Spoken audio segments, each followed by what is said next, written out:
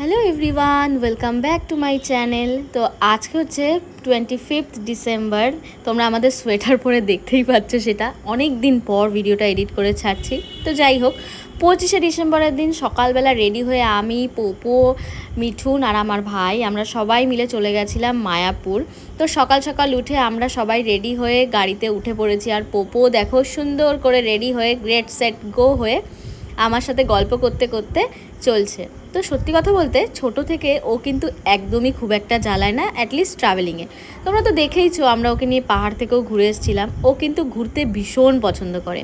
গাড়ি দেখলেই পা দাপানো যদি তোমরা দেখেছো তাহলে তার রক্ষে নেই। তো যাই হোক, ঘুরতে ঘুরতে আমরা চলে এসেছি মায়াপুর। এবার যেহেতু সকালে আমরা খাইনি, সেহেতু মায়াপুর ঢোকার কিছুটা আগে একটা মিষ্টির দোকান দেখে আমরা এখান থেকে খেয়ে নিয়েছিলাম নিরামিষ পরোটা। তো আমি যখন খাচ্ছিলাম তখন মিঠুন ধরে রেখেছিল, আর মিঠুন যখন খাচ্ছিল তখন আমি ধরে রেখেছিলাম। নতুন মা বাবারা এটা নিশ্চয়ই বুঝবে। তো যাই হোক, দেখো অবশেষে আমরা মন্দিরে চলে এসেছি। পার্কিংয়ে গাড়িটা রেখে হেঁটে হেঁটে আমরা এবার মন্দিরের ভেতরে প্রবেশ করছি। তো ভেতরটা ভালো করে ঘুরে দেখে নিয়ে তারপর আমরা গেছিলাম পোপোর জন্য একটা জামা কিনতে। তো এটা ছিল একটা ছোট্ট পাঞ্জাবি, যেটা দেখে আমাদের এত পছন্দ হয়েছিল। আর সত্যি কথা বলতে ওকে এত মিষ্টি লাগছিল যে মিঠুনও সাথে সাথে একটা সেম পাঞ্জাবি কিনে নিল। তারপর আমরা কাটিয়ে দিলাম একটু তিলক। আর সত্যি কথা বলতে হতে পারে 25শে ডিসেম্বর, কিন্তু এত পরিমাণে গরম ছিল তোমরা ভাবতেও পারবে না। সেটা লাস্টে দেখেই বুঝতে পারছো যে ওর জামা প্যান্ট সব পাতলা পাতলা আমরা পরিয়ে দিয়েছিলাম।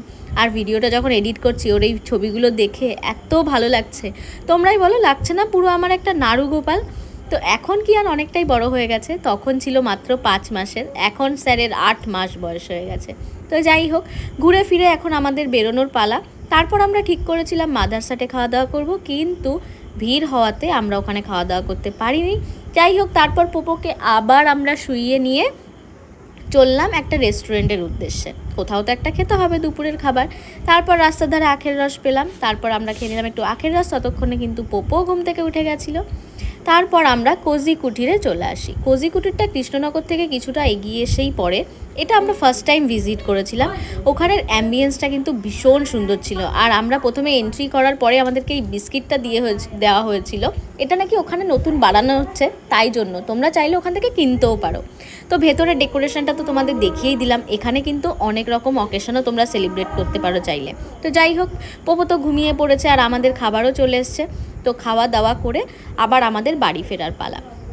এখানে তো আমাদের ভীষণ ভালো লেগেছে খাওয়া দাওয়াটা, খুবই সুন্দর একটা জায়গা। তোমরাও চাইলে কিন্তু যেতে পারো। তো আজকের ব্লগটা তোমাদের কেমন লাগলো অবশ্যই জানিও। আর অবশ্যই কিন্তু লাইক, শেয়ার আর সাবস্ক্রাইব করতে ভুলো না। তো চলো আজকের মতো টাটা, দেখা হবে নেক্সট ভিডিওতে।